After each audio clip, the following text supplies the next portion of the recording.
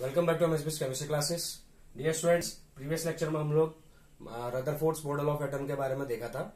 आज का जो मॉडल होगा हमारा बोर्स मॉडल ऑफ एटम होगा। एक्चुअली था क्या कि हमारे पास जो रदरफोर्ड मॉडल ऑफ एटम था,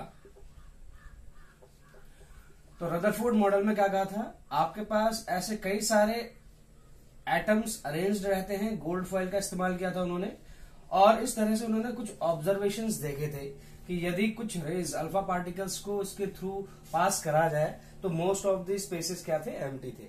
और इसी तरह से कुछ ऐसे रेज थी जो क्या कर रही थी, छोटे एंगल से या बड़े एंगल से क्या कर रही थी, रिफ्लेक्ट बैक हो रही थी। और एक कुछ रेज ऐसी थी, लगभग 12,000 पार्टिकल्स में से कोई एक पार्टिकल ऐसा होगा, एक अल्फा पार्टिकल, जो क्या करेगा, रिबाउंड बैक हो जाएगा थ्रू 180 डिग्री।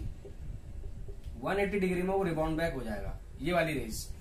और इसके थ्रू उन्होंने जो कंक्लूजन निकाला था, कंक्लूजन में उन्होंने यही कहा था कि जो मोस्ट ऑफ द स्पेसेस थे आपके इस पूरे एटम है, इस एटम में जो मोस्ट ऑफ द स्पेसेस है वो पॉजिटिवली चार्ज स्फीयर है। और इसका मतलब ये जो पॉजिटिवली चार्ज एक सेंटर है, ये छोटे से एरिया में कन्फाइंड है। और इन्हीं को उन्होंने क्या कहा था, न्यूक्लियस। इसका मतलब न्यूक्लियस के ही अंदर ये पॉजिटिवली चार्ज स्फीयर है, जिसको हम कहते हैं प्रोटॉन। इससे हमें ये पता चला कि जैसे जे थॉमसन थे, उन्होंने क्या किया था, उन्होंने इलेक्ट्रॉन की खोज की थी। इसी तरह से जो रदरफोर्ड थे, तो रदरफोर्ड ने किसकी खोज की थी, प्रोटॉन की खोज की थी। तो जे थॉमसन ने जिस तरह से इलेक्ट्रॉन की खोज की और रदरफोर्ड ने जिस तरह से प्रोटॉन की खोज की थी, तो उन्होंने क्या कहा था कि पहला उन्होंने कंक्लूजन निकाला था कि पॉजिटिवली चार्ज स्फीयर जो होगा वो न्यूक्लियस कहलाएगा, जिसमें प्रोटॉन कैरी होगा। इसके अलावा उन्होंने ये भी कहा था, कोई एक एटम है, इस एटम के चारों ओर, जैसे ये न्यूक्लियस है, अगर इसे हम न्यूक्लियस मानते हैं, तो न्यूक्लियस के चारों ओर इलेक्ट्रॉन जो होगा वो क्या करेगा, इस तरीके से रिवॉल्व करेगा या रोटेट करेगा। तो हम कह सकते हैं जो इलेक्ट्रॉन है वो एक सर्कुलर पाथ में रोटेट करेगा। और तीसरा जो उन्होंने फीचर निकाला था अपनी थ्योरी के अकॉर्डिंग, रदरफोर्ड ने, उन्होंने यही कहा था कि जो आपका साइज होता है, ये आपका पहला पोस्टुलेट था, ये दूसरा पोस्टुलेट और ये तीसरा पोस्टुलेट। ओके, उन्होंने तीसरा पोस्टुलेट ये कहा था कि जो साइज होता है किसी भी न्यूक्लियस का, वो लेस होता है, it is less than size of atom. कैसे? एक्चुअली जो साइज ऑफ एटम है वो होता है 10⁻15 इस टर्म में होता है। ओके, और जो आपका साइज ऑफ न्यूक्लियस होता है वो होता है 10⁻10 इतनी वैल्यूज में। इसका मतलब ये हो गया कि जो एटम का साइज होगा वो न्यूक्लियस के साइज से काफी बड़ा होगा। या हम कह सकते हैं कि size of nucleus is 10⁵ times smaller than या less than size of the atom. तो यहां से हम क्या चीज समझ सकते हैं कि कैसे रदरफोर्ड ने अपने फीचर्स दिए थे। हम जानते हैं इनका जो मॉडल था वो सक्सेसफुल नहीं था, क्योंकि उनमें कुछ ड्रॉबैक्स थे। और ड्रॉबैक आप जानते हैं, जैसे उन्होंने कहा था, कोई इलेक्ट्रॉन यदि किसी न्यूक्लियस के चारों ओर रोटेट करेगा या रिवॉल्यूशन शो करेगा, तो ऐसे में तो इलेक्ट्रॉन को एनर्जी को रेडिएट करनी चाहिए। ऐसा क्यों होना चाहिए? क्योंकि हम जानते हैं आइंस्टाइन की इक्वेशन आप जानते हैं, equals to mc², energy can be converted into mass. हम ये चीज जानते हैं। इसका मतलब electron has some mass. Electron के पास छोटा कोई ना कोई, चाहे थोड़ा ही क्यों ना हो, कुछ ना कुछ मास होता है। और यही मास क्या होता है, एनर्जी में कंटिन्यूअसली क्या करता है, कन्वर्ट होता है। तो energy gets converted into mass और mass gets converted into energy. तो ये इक्वेशन के थ्रू हम इसको समझ सकते हैं कि किस तरह से जो है, अगर कोई इलेक्ट्रॉन इस न्यूक्लियस के चारों ओर रिवॉल्यूशन करेगा तो उसे कंटिन्यूअसली एक एनर्जी को रेडिएट करनी चाहिए। और इस एनर्जी को रेडिएट करते वक्त एक समय ऐसा आएगा जब इसकी पूरी एनर्जी कैसी हो जाएगी, खत्म हो जाएगी, फिनिश हो जाएगी। जिस वजह से इस इलेक्ट्रॉन को क्या करना चाहिए, इस इलेक्ट्रॉन को घूमते घूमते एक समय ऐसा आएगा कि वो न्यूक्लियस की ओर को क्या हो जाएगा, ऐसे गोल गोल करते हुए न्यूक्लियस में फॉल कर जाएगा। It should fall into the nucleus, अगर इलेक्ट्रॉन इसी तरह से एनर्जी को रेडिएट करता रहे। लेकिन यहां पर ऐसा होता नहीं है, और इसका explanation Rutherford model of atom से हमें नहीं मिलता। इसीलिए हम जानते हैं कि जो नया मॉडल आया था, उन्होंने कहा था बोर्स मॉडल ऑफ एटम, जिन्होंने इसके बारे में एक्सप्लेनेशन दिया था। और इनको इसी काम के लिए, इस स्ट्रक्चर ऑफ एटम के काम के लिए 1908 के करीब इनको नोबेल प्राइज मिला था। किनको? नील बोर को। ये एक साइंटिस्ट थे जिन्होंने इस स्ट्रक्चर ऑफ एटम को स्टडी किया और उन्होंने ये बताया कि जो स्ट्रक्चर ऑफ एटम होता है उसमें सारे सब एटॉमिक पार्टिकल्स जो होते हैं उनका अरेंजमेंट किस तरह से किसी एक एटम के अंदर होता है। और उसी दौरान जो है न्यूट्रॉन की भी खोज की गई थी।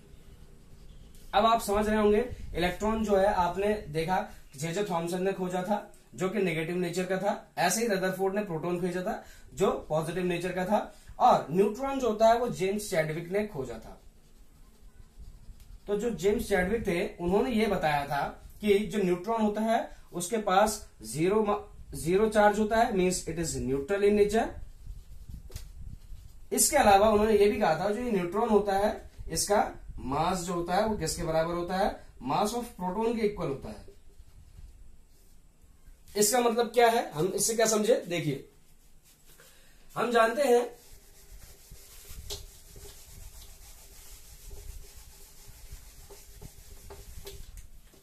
हम ये जानते हैं कि जो आपका एक एटम होता है उसमें जो न्यूक्लियस होता है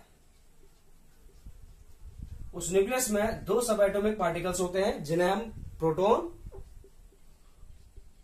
और न्यूट्रॉन कहते हैं। और हम समझ गए हैं प्रोटॉन जो है पॉजिटिवली चार्ज स्फीयर होता है और it is focus in a small area जिसको हम क्या कहते हैं, न्यूक्लियस। ये न्यूक्लियस लिखा हुआ है, ओके। अब देखिए होता क्या है, आपके पास न्यूट्रॉन का जो नेचर होता है वो होता है न्यूट्रल, लेकिन जो इलेक्ट्रॉन होता है आपका, बोर्स मॉडल ने क्या कहा था, जैसे मान के चलिए यहां पे आपके पास एक इलेक्ट्रॉन है और इस इलेक्ट्रॉन की जो रोटेशन या रिवॉल्यूशन करने की जो डायरेक्शन है वो इस तरह से क्या है, इस न्यूक्लियस के चारों ओर है। अब हम एक चीज जानते हैं यहां पे कि अगर हम न्यूक्लियस इलेक्ट्रॉन की स्टडी करेंगे तो हमें यहां पे पता चला कि यहां पे it do not radiate energy, ये एनर्जी को रेडिएट नहीं करता। और जब ये एनर्जी को रेडिएट नहीं करेगा तो इसका मतलब ये है कि electron will not fall into the nucleus. इससे हमें ये चीज पता चली कि जब इलेक्ट्रॉन रोटेट करता है तो इलेक्ट्रॉन जब रिवॉल्व करता है इस न्यूक्लियस के चारों ओर तो एक पर्टिकुलर ऑर्बिट में रोटेट करता है, उसे हम बोलते हैं डिस्क्रीट ऑर्बिट। और इन्हीं डिस्क्रीट ऑर्बिट को दूसरा नाम दिया गया, इसे हम कहते हैं एनर्जी लेवल्स, या फिर हम इनको कह सकते हैं एनर्जी सेल्स। इन एनर्जी सेल्स में कोई भी इलेक्ट्रॉन जो होता है वो एक पर्टिकुलर सर्कुलर पाथ पे रोटेट करता रहता है और रिवॉल्यूशन शो करता है। इसका मतलब ये है यदि आपके पास कोई एक एटम हो, इस तरह से कोई आपके पास एक एटम है, ये इसका न्यूक्लियस है, ठीक है।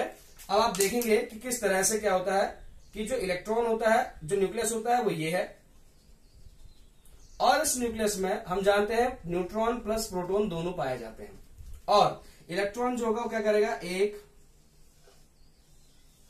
इस तरह से ये जो डिस्क्रीट ऑर्बिट्स हैं, सर्कुलर पाथ है, इनको हम कहते हैं ऑर्बिट्स। क्या कहा जाता है इनको, ऑर्बिट्स। इन्हीं ऑर्बिट्स में इलेक्ट्रॉन्स कंटिन्यूअसली क्या करते हैं, अपना रिवॉल्यूशन शो करते हैं। और कई सारे ऐसे फोर्सेस होते हैं जैसे centripetal forces and centrifugal forces, जो इलेक्ट्रॉन्स को रोटेट होते वक्त, जो इलेक्ट्रॉन्स यहाँ पे रोटेट हो रहे हैं चारों ओर और इस तरह से न्यूक्लियस के चारों ओर जो अपना रिवॉल्यूशन शो कर रहे हैं, इसमें क्या होगा, इलेक्ट्रॉन जो होगा उस सेंट्रीफ्यूगल और सेंट्रीपिटल फोर्सेस के जरिए भी इस न्यूक्लियस के चारों ओर एक पर्टिकुलर पाथ पे बना रहेगा और वो न्यूक्लियस में फॉल नहीं होगा। इससे ये पता चला हमें कि इलेक्ट्रॉन जो होता है किसी न किसी ऑर्बिट पे इलेक्ट्रॉन की कोई ना कोई पोजीशन होगी। अब इन इलेक्ट्रॉन्स को जिन एनर्जी लेवल्स में रखा गया है या जिन ऑर्बिट्स में भरा गया है, उनकी क्वांटिटी किसी भी एटम में कैसे हम अरेंज कर सकते हैं। तो इसके बारे में जो दिया था ये कि किसी भी इलेक्ट्रॉन को हम किसी एटम में जब अरेंज करते हैं तो नील बोर ने दिया था इसके बारे में और बरी साहब ने दिया था। तो इन दो साइंटिस्टों ने क्या किया था कि अलग अलग एटम में एलिमेंट्स का अरेंजमेंट समझाया था। तो वो हम देख लेते हैं वो कैसे होता है। देखिए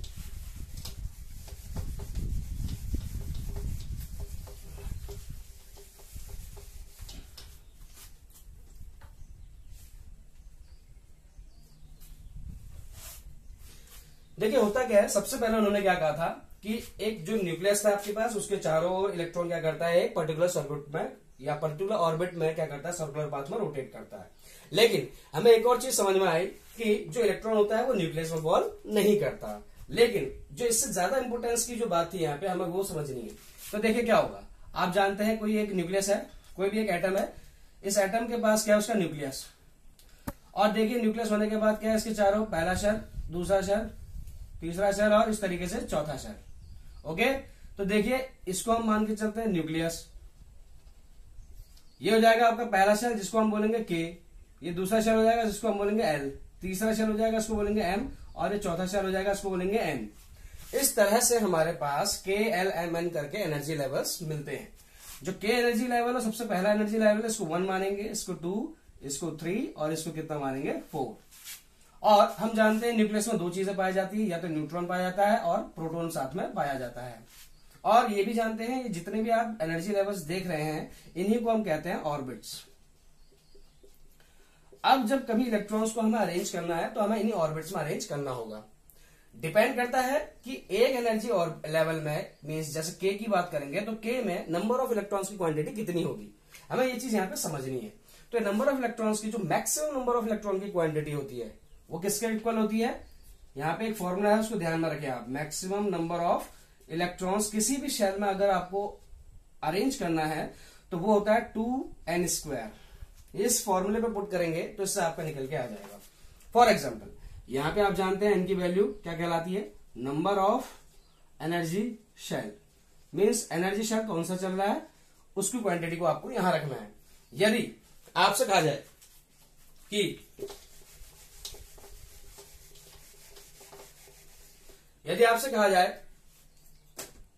के शेल के लिए, मींस जिसका एनर्जी लेवल 1 है, ओके, इसके लिए आप मैक्सिमम नंबर ऑफ इलेक्ट्रॉन्स कितने फिल कर सकते हैं इस पूरे एनर्जी लेवल में, आप बताइए।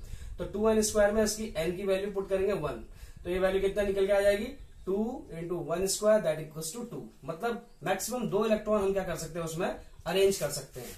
मीन्स अगर के शेल की बात करें तो आपको यहाँ पे 1 और 2 इलेक्ट्रॉन आपको यहाँ पे मिलेंगे। ऐसे ही अगर हम बात करते हैं L equals to 2, energy level 2 की बात करते हैं, तो हम जानते हैं एनर्जी लेवल 2 में L इक्वल्स टू 2 है, तो 2n² में पुट करेंगे तो 2 × 2², तो ये हो जाएगा 2 × 4 × 8 इलेक्ट्रॉन मैक्सिमम इसके आउटर मोस्ट इलेक्ट्रॉन में फिल किए जा सकते हैं। ऐसे ही m शेल में बात करेंगे तो 3 2n² में फॉर्मूले में रखिए 2 × n² means 3² that is equals to 3 × 9 = 18 electrons. हम जानते हैं 18 इलेक्ट्रॉन इसमें जा सकते हैं। और n वाला जो शेल होगा 4, उसमें 2n² करेंगे तो कैसे होगा, 2 × 4² दैट इज 4 × 4 = 16 32 इलेक्ट्रॉन्स मैक्सिमम हम किसी भी L शेल में, मीन्स n शेल की बात करते हैं ये वाले शेल में, इसमें मैक्सिमम आपके 32 इलेक्ट्रॉन्स की क्वांटिटी दिखेगी। और इसी तरह से अगर आप एनर्जी लेवल 3 की बात करते हैं तो उसमें आपको 18 इलेक्ट्रॉन दिखते हैं। और अगर एनर्जी लेवल आप 2 की बात करेंगे तो उसमें 8 इलेक्ट्रॉन मैक्सिमम आपको दिखेंगे। तो इस तरह से आपका जो नंबर आता है, जैसे पहले शेल में 2 इलेक्ट्रॉन है तो 2, 8, 18, 32, इस तरह से हम इलेक्ट्रॉन्स को फिल करते हैं। ये जो नंबर्स आपको मिलते हैं, कभी कभी इनको दूसरी लैंग्वेज में मैजिक नंबर्स भी कहा जाता है। इसके बारे में आप 10th क्लास में और अच्छे से जानेंगे। ओके, छोटा सा एक साइड नॉलेज है, आपको पता होना चाहिए इसके बारे में। तो हमने ये चीज देखी कि कैसे किसी भी एक एटम में, या फिर एटम की क्वांटिटी अलग अलग ही क्यों ना हो, कोई एलिमेंट डिफरेंट ही क्यों ना हो, उसमें इलेक्ट्रॉन्स को कैसे अरेंज किया जा सकता है। एक्चुअली इन्होंने क्या कहा था, उन्होंने ये बात कही थी कि जैसे अगर हम बात करते हैं नोबल गैसेस की, फॉर एग्जाम्पल अगर हम बात करते हैं छोटे से छोटे एलिमेंट में, सबसे पहला एलिमेंट हाइड्रोजन की, तो हाइड्रोजन में जो मैक्सिमम नंबर ऑफ इलेक्ट्रॉन कोई भी ऑक्युपाई करेगा वो कितना होगा। तो हम इसका अगर इलेक्ट्रॉनिक कन्फिग्रेशन लिखे तो हमें समझ में आएगा इसका इलेक्ट्रॉनिक कन्फिग्रेशन 1। इसका मतलब ये है आपका एटम, इस एटम के चारों ओर पहला शेल है, वो के शेल है, और जिसमें अभी इलेक्ट्रॉन की क्वांटिटी 1 भरी गई है, और ये उसका न्यूक्लियस है। इसका मतलब इसका जो पिक्टोरियल डायग्राम है कुछ इस तरीके से आपको नजर आएगा। ओके, एक शेल। अगर हम हीलियम की बात करते हैं तो हीलियम का 2 होता है, तो 2 उसका इलेक्ट्रॉनिक कन्फिग्रेशन। अब क्या होगा, पहले शेल में मैक्सिमम कितने इलेक्ट्रॉन जा सकते हैं, 2, तो इसका मतलब दूसरा इलेक्ट्रॉन भी इसी में जाएगा। तो हीलियम के लिए इस तरह से, या फिर हम कह सकते हैं ये आपका एक इलेक्ट्रॉन, ये रहा दूसरा इलेक्ट्रॉन, इस तरह से हम इंडिकेशन कर सकते हैं। तो पिक्टोरियल डायग्राम अगर हमें बनाना है तो ऐसे करके हम लोग इसको क्या करेंगे, इंडिकेट करेंगे। ऐसे ही आपके पास ऐसे लिथियम, बेरिलियम, बोरोन करके आप बना सकते हैं। यदि हम बात करते हैं नियोन की, तो देखिए नियोन में क्या होता है, नियोन का एटॉमिक नंबर होता है 10, इसका नंबर 2,8। आप देखेंगे पहला शेल, दूसरा शेल, पहला शेल, दूसरा शेल। पहले शेल में हमने 2 इलेक्ट्रॉन डाल दिए और दूसरे शेल में कितने डाल दिए, 8 इलेक्ट्रॉन्स डाल दिए। तो तो न्यूक्लियस में नियोन में जिस तरह से हम लोगों ने यहाँ पे 8 इलेक्ट्रॉन को कंप्लीट किया है लास्ट ऑक्टेट में, तो इस समय क्या पता चला कि नियोन हो या हीलियम हो, ये दोनों गैसेस क्या कहलाता है, इनर्ट गैसेस कहलाते हैं। अब ऐसा क्यों कहा गया, आप जानते हैं इनर्ट गैसेस जितने भी होते हैं, पीरियोडिक टेबल की बात करें तो हीलियम यहां पाया जाता है, नियोन, आर्गन, क्रिप्टन, जीनॉन, इस तरीके से आपके क्या होते हैं 18 ग्रुप के एलिमेंट पाए जाते हैं। ये जो 18 ग्रुप के एलिमेंट्स हैं, इन सभी एलिमेंट्स में हीलियम को छोड़कर जिसके आउटर मोस्ट में 2 इलेक्ट्रॉन कंप्लीट होते हैं, जिसे हम कहते हैं डुप्लेट, और बाकी सभी एलिमेंट्स के आउटर मोस्ट में आपके ऑक्टेट कंप्लीट होते हैं, मींस 8 इलेक्ट्रॉन की कंप्लीट होती है, जिसे हम कहते हैं कंप्लीट ऑक्टेट। इस टर्म को हम ऑक्टेट कहते हैं। अब ये जो आपका ऑक्टेट हो या डुप्लेट हो, इसका मतलब ये कंडीशन क्या है कि इनकी स्टेबल कंडीशन है। ऑक्टेट और डुप्लेट कंडीशन जहां भी आपको पाई जाएगी वो कंडीशन कैसे कहलाएगी, स्टेबल कंडीशन। कोई भी एटम स्टेबल कब होता है, जब उसके पास या तो आउटर मोस्ट में 8 इलेक्ट्रॉन हो और उसके आउटर मोस्ट में 2 इलेक्ट्रॉन्स हो। तो हम जानते हैं कि ऑक्टेट डुप्लेट की वजह से जो इनर्ट गैसेस होते हैं, इनकी जो रिएक्टिविटी होती है, they are chemically less reactive. इसका मतलब हम यह कह सकते हैं कि वो जो होते हैं रिएक्टिव कम होते हैं। मींस यदि हम इनर्ट गैसेस को देखेंगे तो ये नेचर में फ्री स्टेट में मोस्ट ऑफ द केसेस में पाए जाते हैं, और इनकी जो अमाउंट है नेचर में एटमॉस्फेयर में वो भी सबसे कम क्वांटिटी में पाया जाता है। तो ये केमिकली लेस रिएक्टिव होने की वजह से किसी और एलिमेंट के साथ कंबाइन नहीं करता, क्योंकि उसका ऑक्टेट पहले से कंप्लीट है या डुप्लेट कंप्लीट है। ऐसे एलिमेंट जिनको जो पहले से स्टेबल है, और क्या वो इलेक्ट्रॉन को लूज कर सकेंगे, कोई भी ऐसा एलिमेंट जिसका ऑक्टेट पूरा हो, क्या वो इलेक्ट्रॉन को लूज करना चाहेगा या वो इलेक्ट्रॉन को गेन करना चाहेगा? ऐसी कंडीशन में उस एलिमेंट को स्टेबिलिटी अटेन करने के लिए ना ही इस प्रोसेस के थ्रू जाना पड़ेगा, ना ही इस प्रोसेस के थ्रू।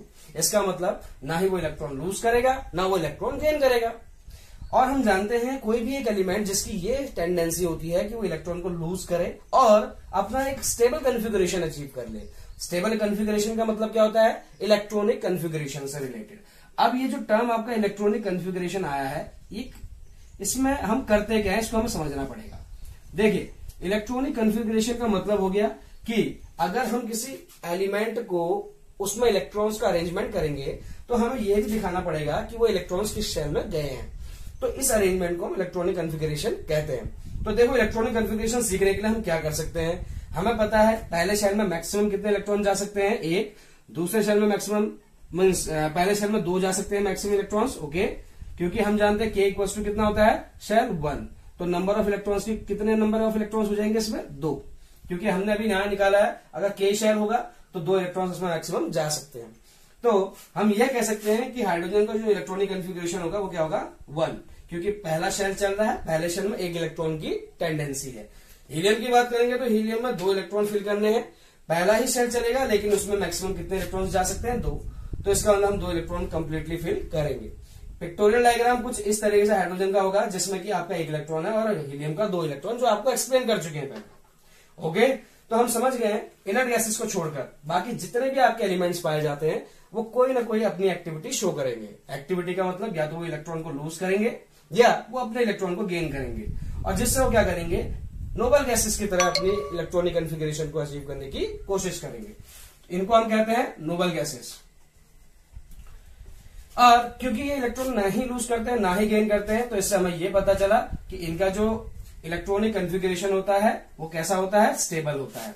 और इनकी जो वैलेंसी होगी वो क्या हो जाएगी, 0। इट मीन्स, इसका मतलब ये है कि ना ही इलेक्ट्रॉन लूज करते हैं ना ही इलेक्ट्रॉन गेन करते हैं। तो आपको नेक्स्ट लेक्चर में इलेक्ट्रॉन्स का इलेक्ट्रॉनिक कन्फिगरेशन लिखाना सिखाया जाएगा, जिसके लिए आपको इलेक्ट्रॉनिक कन्फिगरेशन का कंसेप्ट पता होना चाहिए। ये पूरा कंसेप्ट आपको पता होना चाहिए। इसके अलावा आपको वैलेंसी और वैलेंस इलेक्ट्रॉन के बारे में कंसेप्ट पता होना चाहिए।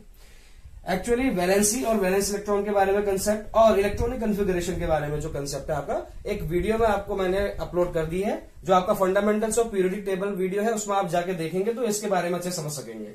तो आप इस चैप्टर को आगे कंटिन्यू करने से पहले वो वाला वीडियो आप जरूर देखें, जिसमें आप वैलेंसी और वैलेंस इलेक्ट्रॉन का कंसेप्ट सिखाया गया है। नेक्स्ट लेक्चर में जब भी हम मिलेंगे तो आपको इस एलिमेंट्स के इलेक्ट्रॉनिक कन्फिगरेशन को लिखना और उनका पिक्टोरियल डायग्राम बनाना सिखाएंगे। इसके अलावा आइसोटोप्स, आइसोबार्स और आइसोटोन्स के बारे में भी पढ़ेंगे। Atomic numbers, number of electrons, number of protons and number of neutrons निकालना भी सीखेंगे। आई होप कि आज का टॉपिक ठीक से समझ में आया होगा। यदि आपको कोई क्वेरीज हो इस टॉपिक से रिलेटेड तो कमेंट सेक्शन में जरूर पूछना। Okay, till then keep doing work hard. Thank you.